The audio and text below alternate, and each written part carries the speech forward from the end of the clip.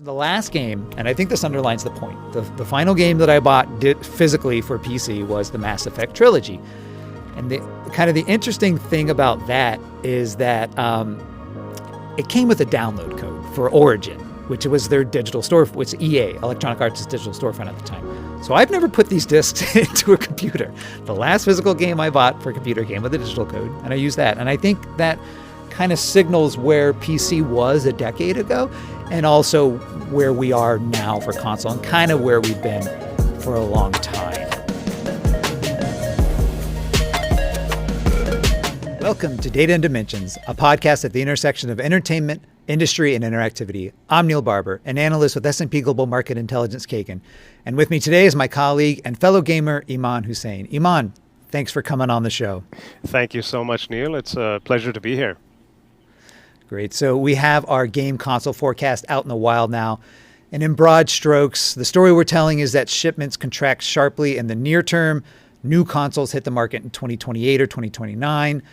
The RAM crisis abates somewhat, and the market slowly starts to recover as we move into the next decade.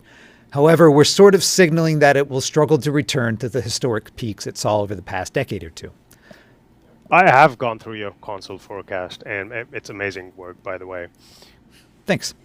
Now I see that the biggest driver in your forecast is growing costs around owning gaming hardware. As of August 1, PlayStation 5 with a disk drive will retail for $650 and Xbox Series X will go for $800. Now, these are huge price increases for aging hardware, and previously we have always seen consoles decrease in price 6 years into the cycle. This time we are seeing an opposite trend. So my question is, what's really happening here? Yeah, I think the big thing is that there simply aren't enough memory modules to go around right now. The AI build out is monopolizing production of RAM and storage, and the component prices are going through the roof. The console vendors are already selling these devices often at low or no margin, so they don't have a lot of room to absorb those costs themselves, so they're passing them on to the consumer. The big thing that makes the console model so attractive to consumers is that it doesn't have a lot of upfront costs. And I don't mean to say that consoles are only affordable when compared to similarly spec'd PCs, or only affordable when compared to like inflation or some other metric in the market like that. I mean to say that consoles are affordable in that weird psychological way where people say, what is a fair price to pay to have cartoons on my TV that I control? It's the very definition of disposable income expenses. And that price point can grow over time, but it can't really spike. So 20 years ago, that magic number was something like $150 or $200. And then the PS2 era came around and they kind of snuck it up to $300. And they really only got away with it at that time because the console was also a DVD player, and those were hard to come by in that era. So then the HD era came along. They sort of half stepped it up to $350, and there were options to go up to $400 if you were to buy like a hard drive with the Xbox 360 at the same time as you bought the console. And then, through the generations, you can see different vendors getting punished if they move too fast. The PS3 is the classic example. Xbox One, a little less so, but still in this wheelhouse where, they tried to go to market at $500 and they didn't really find any momentum until they priced down closer to the competition. Over the past generation, you can see Microsoft and Sony making efforts to have consoles at around $400, $300, $350, something like that. Even if the baseline kind of did move up to $500 with the recent consoles, but now that's gone. And suddenly people are being asked to pay, like you said, like $600 to $700, $800. I think the PS Pro is $900. It's kind of an edge case, but still in the conversation here. These consoles are 5 years old. And that's simply just not something consumers are used to. And everything in the market is telling us that these prices are only going to get worse as we go down the line. I think that's untenable, and I think sales are going to suffer, and they probably only recover once the supply-demand component thing equalizes. Let's talk about Microsoft's impact on the console forecast you published. It seems like we're getting a lot of mixed messages from them. A couple of years back, they realigned the business around Game Pass subscription service and called it the Netflix of games. And they went on a shopping spree to build up a content library for that service. And we saw a lot of consumers opt for Xbox Game Pass because of their library. And even I subscribe to Xbox Game Pass. Yeah, me too. No doubtedly was pretty good. But this whole idea didn't really come through in a big way. Now they're trying to unwind some of their business decisions, pulling Call of Duty out of Game Pass, walking back on some of their multi-platform strategy, and recently there's been a lot of layoffs in the process. What's your read on the state of Xbox right now? Yeah, you really summarize where they are in the market in this moment. So, but our big concern when putting the forecast together was, what does the next Xbox look like? And we have to think about all the things that are happening right now and all the signaling we're getting. There have been signals from Microsoft that the next Xbox would be much closer in form and function to a PC than a traditional console, and that was tracking with their general drift away from exclusive games over the past few years. Well, now they're saying exclusives are important again, and there's going to be a bunch of them going forward. There's, I think, Gears of War E-Day coming out this fall. That'll be an exclusive. Clockwork something. Help me out here. I think it was Clockwork Revolution or something. Yeah, something along those lines. That'll be out as an exclusive this year, and they're saying there'll be more down the line. This shift doesn't really negate the idea that the next Xbox will be a PC, but maybe it's a cultural shift that you can try to draw conclusions from, right? But in reality, we really don't know. We suspect that if they were to try to release a very open PC platform designed to run Xbox desktop app right out of the box, and that's a storefront they have on PC that has a lot of the Xbox games running on PC, the Xbox catalog, so to speak, then that kind of hardware would also theoretically be capable of running Steam or Epic, the other PC storefronts. And those stores, they don't drive revenue for Microsoft. So in that scenario, the hardware would probably end up costing a lot more since they aren't guaranteed to drive as much software margin for Microsoft. Because the idea of selling a console is that you sell the console at low or no margin and then make money from the software. But if you're selling a console that is splitting game sales with Valve or with Epic, that model doesn't make as much sense. So if they move forward with that framework, we suspect they sell a lot fewer boxes because the price is so much higher and the message is a little muddled, and it's just not a mass market device in the same way that a traditional console would be. And that's even assuming we can still count whatever Xbox PC comes out, as a traditional console, which maybe we can't, particularly under our current definitions. And then there's another possibility that they try to go head-to-head with Sony again with just a traditional console. And we've kind of already seen how that works out over the past two generations. Basically, a story of diminishing returns. So either way, we just think Microsoft sells fewer consoles over the next decade than they did in the previous one.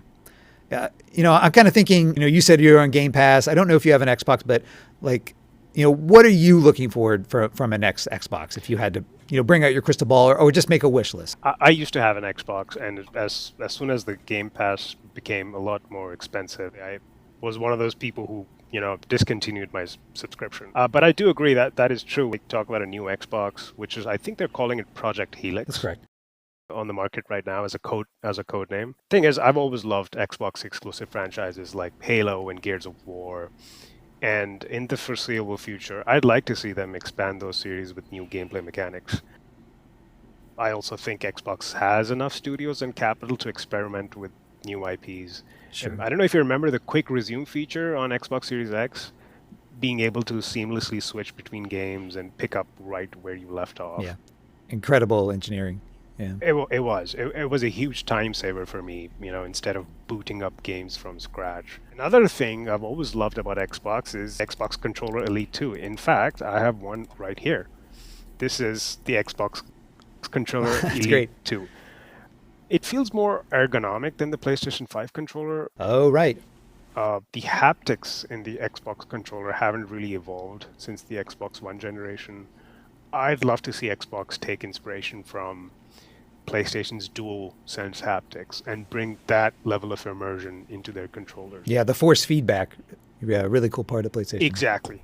And it's also a really neat gameplay feature as well once they include that within, the game design. I know you're a fan of Xbox IPs too. I'm curious to know what you would like to see in the new Xbox. Sure, I did bring my physical game collection, which we'll dive into a little bit later. But I wanted to say, I bought the original Gears of War, the collector's edition on close to day one, opening weekend. So definitely a big Xbox guy going down the line. But I would say I don't have a big wish list, and I think the broader market of what they can offer consumers has sort of leveled off in the past generation. There is it's kind of mimetic to say that PS5 games don't look that much better than PS4 games. Maybe the resolution comes up, maybe the frame rate gets improved, loading times go down, but generally speaking, if you were to put two of those games side by side, you don't notice much of a difference. I think that's changing as we get further down the line. I think the games coming out this year and next, you're going to see pretty significant graphical improvements on. They finally got their hands around the hardware. A lot of these games are no longer cross-generation, so they no longer owe the tech debt to the previous generation. And so when I think about the next Xbox, I am honestly just thinking about how can they get the price back down to a price that I like. And that's it's like $400 or $600. I don't think we're going to see 4 or 5 again. We went to probably not. Yeah, our forecast said something like $600 to $800, and I think that's in the function step. Probably not. With like we said, the 360 was $300, the PS4 was $400, the PS5's $500, and so I think they'll take the opportunity to go up to $600, considering that they're probably going to need something like 32 gigabytes of shared RAM or this much RAM tied to the CPU and this much on the VRAM. And so those costs are going to go up whether RAM stabilizes or not.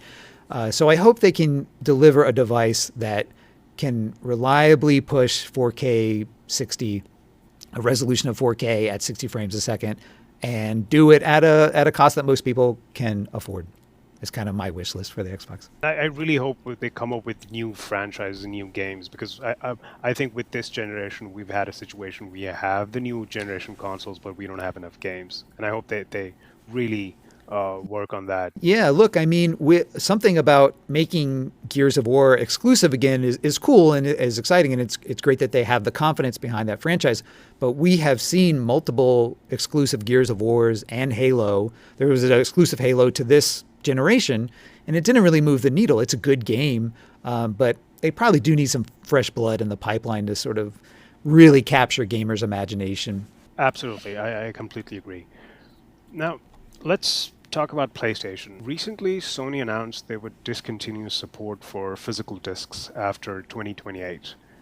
And the vast majority of their video game sales are now digital, and the PlayStation Store is really the center of the PlayStation ecosystem.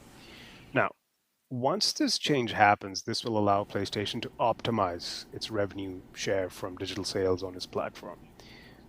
Because I think consoles are currently following suit of PC. I mean, when was the last time we bought a PC gaming disc? Are you still buying physical discs? I know that you've got the ones from on your table from a long time ago, but are you still buying physical discs? Yeah, I've brought some exhibits to equip myself here, but when this announcement first came out, I tweeted a chart that I have, I look at every quarter that Sony publishes, which is the split between physical and digital games, and this is not even including the add-in content, the sort of when you buy V-Bucks or when you buy energy or other coins to power in-game purchases. As far as I understand it, and I've talked with their IR people for a while, so I feel like I have a pretty good handle on this number. When you're just talking about full games, the split between digital and physical is something like 90%, 80%, depending on the quarter.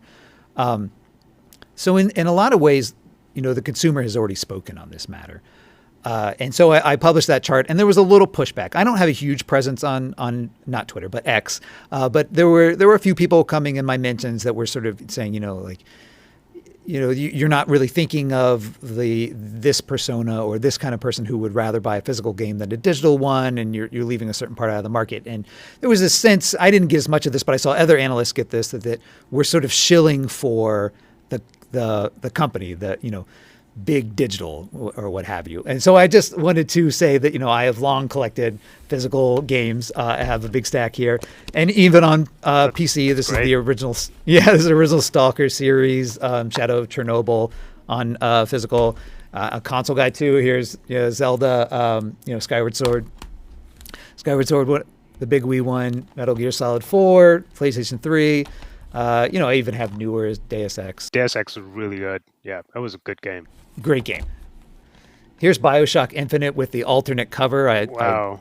turned it inside out, never went back. But to your specific question, the last game, and I think this underlines the point, the final game that I bought physically for PC was the Mass Effect trilogy. Right. And the kind of the interesting thing about that is that it came with a download code for Origin, which was their digital store, which Right. EA, Electronic Arts' digital storefront at the time.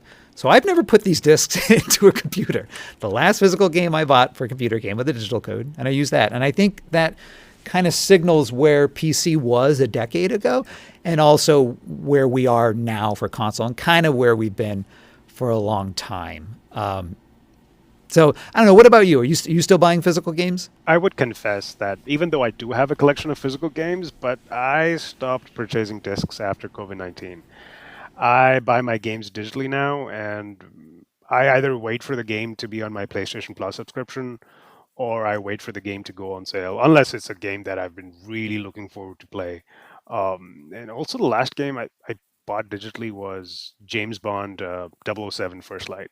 Have you played that one? I have not. I want to double click on this thing you just brought up though about COVID-19 really shifting consumer purchasing habits, and I think that you saw that from groceries to increased Amazon usage happen across the board. So obviously, yeah, I mean that was a big catalyst, and I think Sony's definitely looking at that to at that really accelerating the change in consumer behavior. I have not played 007. I dearly want to play 007. Please tell me about 007. I played it a few weeks ago, and my experience was really good. I won't give away any spoilers though. Oh, good. While I was playing it, I realized that it was a really creative idea for players to explore the origin story of James Bond. I think the developer knew that a vast majority of their target audience would be completely new to the James Bond franchise. So they decided to go with the first time a young James Bond is recruited into MI6. You genuinely do feel they've quite accurately captured the sophisticated Bond spy espionage experience. And visually, the game was pretty good. I think they've made a huge leap in terms of graphic fidelity and the number of NPC density they can have in an environment. But in terms of gameplay, I believe they kept it really safe, and they took gameplay mechanics from from other games like Uncharted and Assassin's Creed, even previous, titles like Hitman, because I think Hitman was the developer of Hitman is IO IO Interactive. Yeah, IO Interactive, correct. so it's the same developer. So they didn't really change the Hitman formula. So in terms of gameplay, I didn't feel like I played something entirely new. But in terms of graphics, they've made a huge leap, and I really love the textures, the hair textures, and the physics in the game. Yeah. IO Interactive seems like such a great fit for that property because they've done Hitman and they've done shooters and they sort of meld them together, big action sequences. So super interested. Just to double click on the digital physical thing, I think the big thing to keep in mind here is that, as we sort of said, people don't really buy physical games anymore. I mean, there are certainly releases that play well in the physical market and specific consumer personas that prefer physical games. But again, if you look at the numbers, it's just not there. So it's caused a lot of stir on social media, but I don't think it's going to impact sales in a meaningful way. And yet, this was a very bad PR move for Sony, at least in that week. It was all over the news. Yeah, it dominated the news cycle. And even when I think Microsoft layoffs happened a few days later, and people still just wanted to talk about the discs, which fair enough. That probably feels like it impacted a little closer to home than just a few developers hitting the exits or whatever like that. I don't mean to minimize that situation. There was a lot of layoffs, but so the hardcore hobbyists are really not happy here. They're losing some sense of ownership, that the right to play the game could be revoked in 10 years. Certain cases like that have emerged in the past. I wouldn't say the chance of it's zero. I think some of those concerns are overblown. Some people want to be able to play the game if their internet goes down. True. I don't know there are ways you can mitigate that. Probably we'll see. And again, some of those concerns I think are coming kind of out of fantasy land, but some have some real weight to them. I would say Sony is kind of flexing here. They can claim with some authority that they have won the console war and they get to make this call. They probably feel like they are in a position that they can yield this influence or wield this influence. They're saying we're done with this. We're done with the costs associated with this, and it's going to be fine. If you want to play these games, this is how we're doing it. Now look, I want to flag something in our console forecast, and that's that even though PlayStation 6 are in a good position to take market share from Xbox, we're not really anticipating that they absorb every user defecting from Xbox. We think some of those users migrate to other platforms, PC or cloud or mobile. Last episode we did with AMD and the work that they're doing to really push mobile graphics processing power forward through neural processing and other techniques like that. Some of that is that we just expect, PS6 will be like $600 or more, and that sort of scrambles the economics and pushes people to different platforms, right? But moves like this, they don't help. Sony has a habit of being kind of rigid when they think they're in the driver's seat. I'm thinking of the really high price point for the PS3 back in the day. That could turn away some people who might otherwise have made the leap. I'm not saying this is as big as pricing the PS3 is as big of quite of a forced error as that, but it might have the feel of it to some people. So it's something to keep in mind. I think that's a really valid point. And speaking of your console forecast, one of the potential growth vectors in your forecast is Grand Theft Auto 6, GTA 6 by Rockstar Games. As we speak, GTA 6 is available for pre-order at $80 for the standard edition and $100 for the ultimate edition, which includes extra in-game features. Now, consumers should also take note that Take-Two will not be publishing a disc version of this game, probably not in the foreseeable future. If you buy the physical game, you get a code in a box. Two questions emerge here. Number one, the price tag is up from the standard $70 the industry moved to a couple of years ago. Do you think this is the cue other developers have been waiting for to raise the price of other games to $80, or is this simply the Rockstar tax? And obviously the Rockstar tax is because GTA 5 has been so successful. Right. Which leads me to my next question. Will consumers be okay with not getting discs anymore? Good questions. Yeah, I mean, Grand Theft Auto, really big deal. We've been talking about it for years, particularly pertaining to this console forecast. When we thought it was coming out last year, they moved the date. We actually recast our forecast to align with that new, the new reality on the ground. And I feel like as so many sequels have come into the channel for this generation's hardware and kind of been a little disappointing or a little meh, or maybe it haven't even shown up at all. And it's not that this console generation has been a failure. In terms of sales, it's slightly behind the previous one, but you can point to things, macroeconomic headwinds. The pandemic didn't help with supply issues. Then there were inflation, then there were tariffs, and then now there's this RAM thing. So considering all the headwinds there have been, the consoles are still in a pretty good place. But again, this game will sell consoles, and we've tried to factor that in here. But again, the problem is that since consoles are so expensive, and this game is more expensive, they're going to turn some of that demand away simply because of sticker shock. Maybe they find a way to get some Black Friday promotions to retail or what have you, and maybe they don't, and they just push through and hope for the best. Grand Theft Auto 5 had such a long tail of sales; they don't have to make all their money right up front here. To your question, I don't think Yeah, go ahead.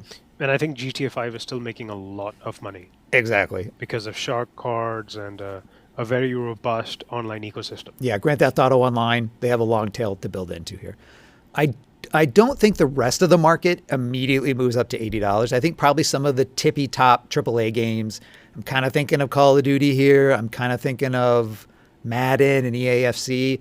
I think they migrate to that price point over time, particularly if they see that this one worked. But again, maybe this is, like you said, this is the tax for a game that took a long time to make, and then there's generational demand for. On the point about the discs, I would circle back to what we said earlier, and that I just don't think most consumers are super tied to the idea of a disc.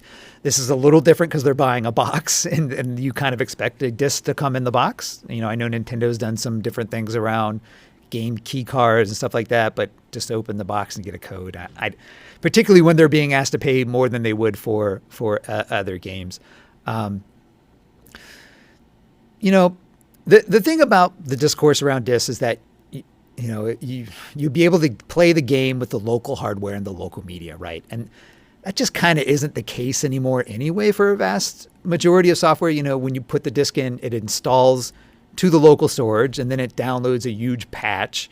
So the game isn't really on the disk anyway. And then, probably has to authenticate it. If you want to play multiplayer, you have to get online anyway.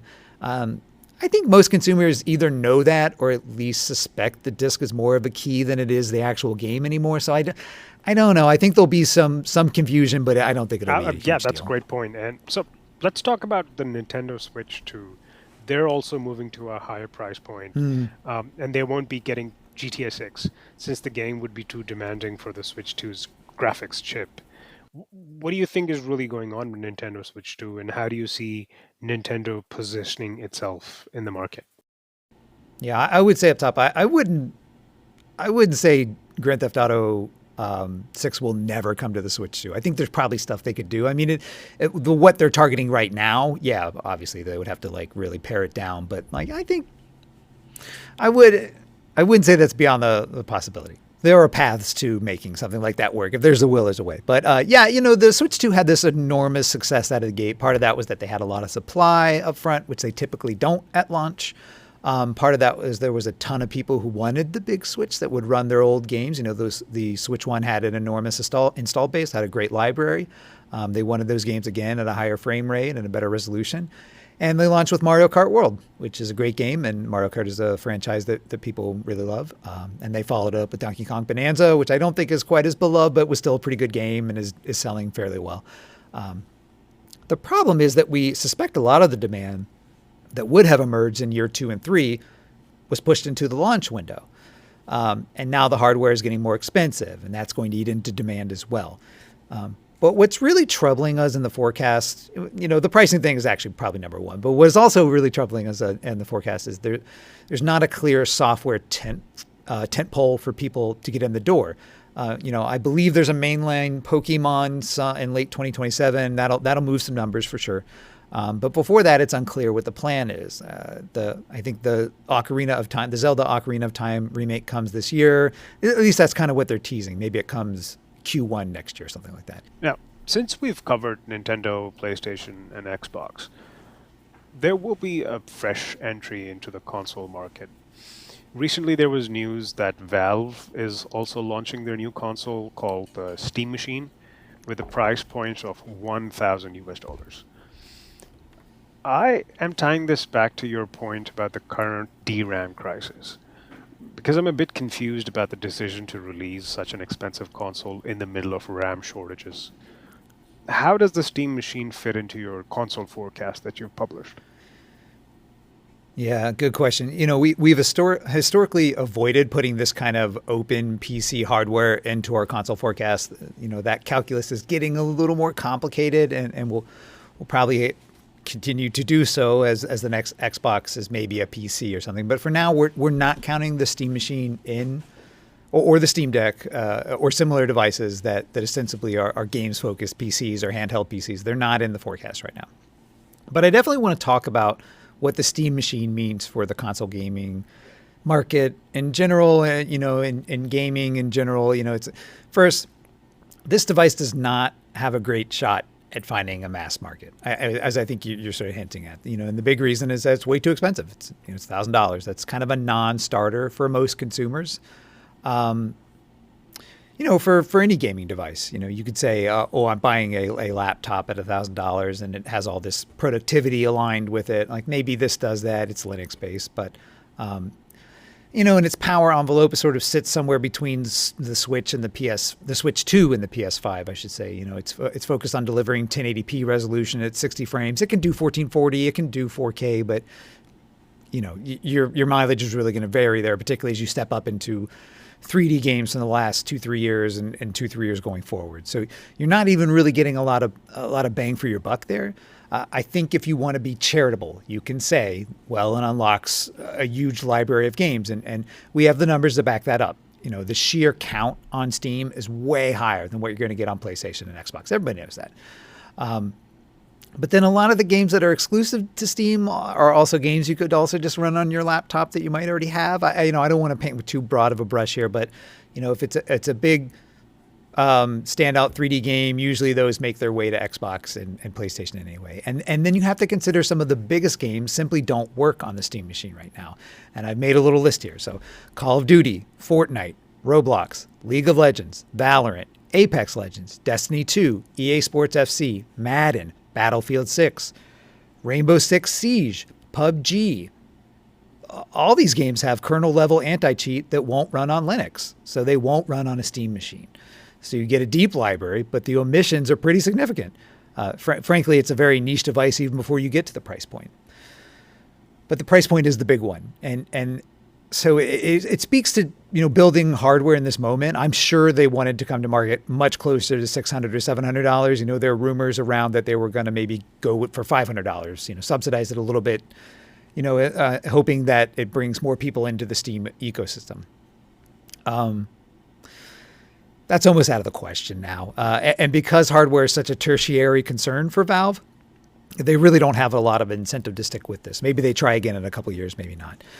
Some people have pulled that $1,000 price point out to the PS6 and the next Xbox. Sony and Nintendo, and to a lesser extent Microsoft right now have more pull with component suppliers. They can say, we're going to buy this many units, so can you give us a break on the price? But as we've seen, that only goes so far. If they were to release consoles right now, the price would probably be in this same league, maybe a little better. I mean, maybe you look at the PS Pro and say and make rationalizations there. I think if Sony's only option were to release a $900 PS6, I think they would decline to do so. So I think they're going to wait until they can put one out for $600 or $700, and that window really only starts to open up at 2028 and could potentially be much later, depending on what the component shortages look like at that time. But Iman, I know you're a big PC guy. Does the Steam machine entice you? I do have a gaming PC at the moment, so a $1,000 Steam machine doesn't attract me as much. I'd rather upgrade my current gaming PC with a 4090, 4080, whatever's available in that price point. What I think about the Steam machine is that a new entry in the console market, new competition is good for business. So I believe if you have more competition to Sony, Xbox, and Nintendo in this space, probably the prices would go down. I'm a little optimistic they would go down, but one can only hope. Yeah, not in this environment, but maybe over the long term. Yeah. In the long term, yeah, especially with AI and everything in the market right now. It's great that you brought up PS5 Pro. My last question to you is that we're seeing that many consumers are not buying PS5 Pro consoles.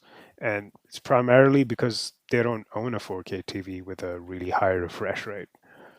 And I know since you also cover 4K TVs and smart TV shipment forecasts as well within your purview, and we all know that the next generation of consoles will demand 4K TVs and higher refresh rates to enjoy their video games. Do you think there is any correlation between console forecasts and the shipment of 4K TVs in the future? Yeah, we don't weigh it too heavily into the opportunity. We kind of say if you're a TV household, then you are a potential buyer. It's not like if you have an older HD TV, we take you out of the stack, or that we weight 4K TVs any higher.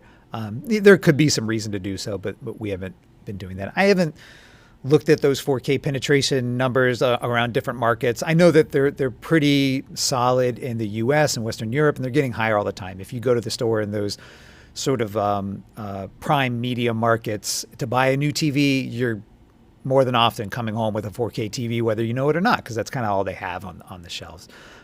So I think the thing that's holding the PS5 Pro back right now is that it's like $900. And I think that's just a lot of money to spend. Now, I've talked to people at Sony, and they're saying that the share of PS5 units going out the door are increasingly PS5 Pro. And maybe that's because people are looking forward to playing GTA 5 on the best hardware they can get. Maybe GTA 5 runs at, a solid 4K 30 with a PS5 Pro or something like that. I don't think we have any specific numbers around that, but that's kind of the general messaging that they have out right now, is that if you get the PS5 Pro, you're going to get the best experience for the best game that ever existed. And maybe that's worth $900 to you. But for most people, $500-$600 is good enough. They can play it at 30 frames with checkerboarding or what have you in the performance mode or something like that. So I will say, I think that's a good point that as the PS6 comes online and we look at the long tail of its penetration opportunity, that you'll have to say at that point how deeply penetrated are 4K TVs across these other markets. You go down, Japan, South Korea, tend to be pretty good console markets, less so South Korea. Get into South America, how well are 4K TVs penetrated there? Because I think what you're saying is exactly right. A lot of the benefits that you're going to get out of the PS6 are going to be based around higher resolution. There's be ray tracing involved. Those sort of bells and whistles will be there too that you could conceivably see on a 1080p display, but 4K is going to be very important going down the line. You know what I find funny in all this is because I don't know if you remember the first PS5 box that was first shipped. It had 8K on top of that box. I don't think I have that. Yeah, I don't think we have seen 8K TV see the light of day as of 2026. Yeah, I don't even know. I mean, if you were to find an 8K YouTube video and play it on your PlayStation browser or something like that, would that display at 8K? I assume it would, although I don't know. Yeah. I don't think YouTube still has the 8K. Okay, so there you go. That solves that. It's capped at 8K. Let's say hypothetically there were some videos there, or maybe you plugged in some of your own 8K media on a USB stick or something. Could you display it? I mean, they're saying that the visualization pipeline is capable of displaying 8K, not necessarily that the GPU is capable of pushing a bunch of polygons at 8K. That's kind of how they got away with saying that in the first place, and why sometimes they still say stuff like that. And I think even the Steam machine says something like this is if you look at the description on Steam or on Valve Steam, it will say something like this is a 4K device. And what they mean is that the display pipeline is technically capable of outputting 4K.